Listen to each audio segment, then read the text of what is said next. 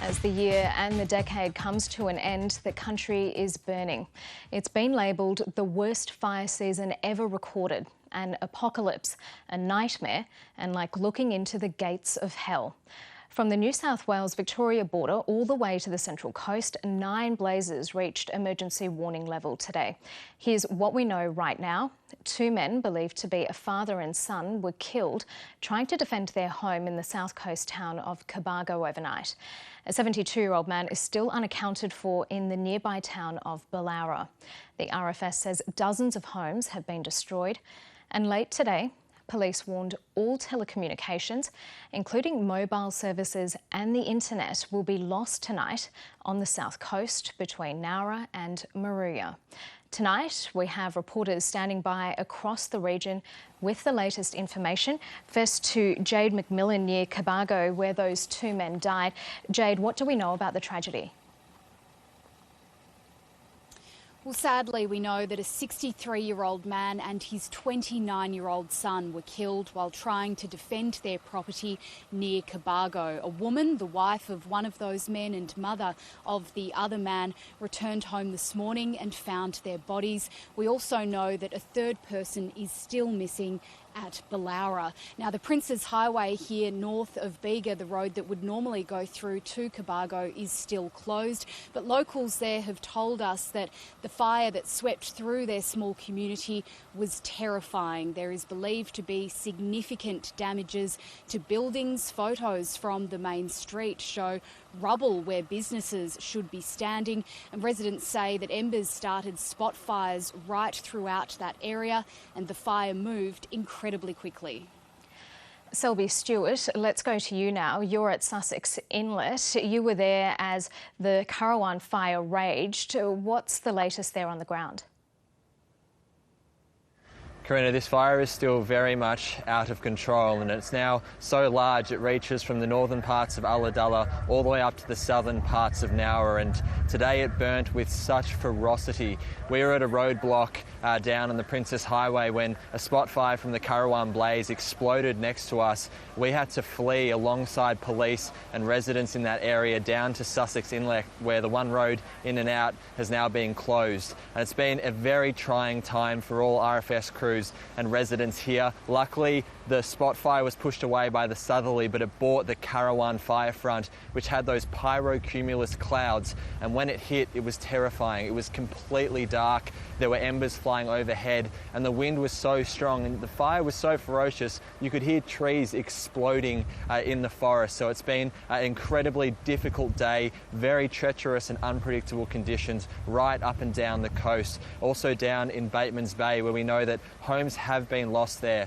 Reporter Leave Casbin has more. After weeks of threatening coastal towns, the South Coast bushfires suddenly roared into full force, triggering warnings to residents from Cooma to Bega and north to Batemans Bay and beyond. Seek shelter as fire approaches. As the blaze struck with ferocity, emergency crews were stretched thin, struggling in chaotic conditions. Go! Go! Strong, changeable winds fanning the destruction. In Batemans Bay, holidaymakers retreated to the water as visibility plummeted. Shops and cafes shuttered up. It's horrific. It's like a war zone. Catastrophic. No words to describe it. Homes lost up the back of us. Scared, nervous. Kind of want to go home but can't go home yet, so yeah, just planning on where to go from here. As firefighters battle these horrendous conditions, you can hear gas bottles exploding just a few kilometres from here, and people have come here to the water where they feel safer. Spot fires arrived under raging winds, with many residents choosing to stay and protect. Looks like it's jumped the highway up west of us, and it's just roared down like a bloody freight train. If it gets too close, we're leaving, or staying in the house, or if it doesn't, we're going to sit outside trying to help the fireys. At Lake Conjola, locals watched as dozens of homes and businesses burnt down. At Mogo Zoo, a superhuman effort to move animals and protect structures was underway. We got out and we watered everything we possibly could. any species of animal that was small enough or in an area that we couldn't protect, we caught up. Staff grateful that rare creatures were saved.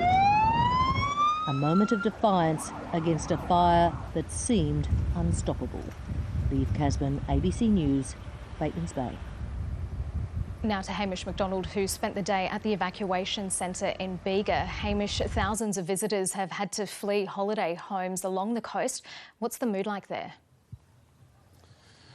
Karina, I should let you know that just as we go to air tonight in the eastern states, we're feeling a few drops of rain falling here at the Bega Showground. Not a lot, not enough probably to get excited about, but significant nonetheless. Today has been absolutely extraordinary. I've covered plenty of bushfires in my reporting career. I have never experienced anything like this.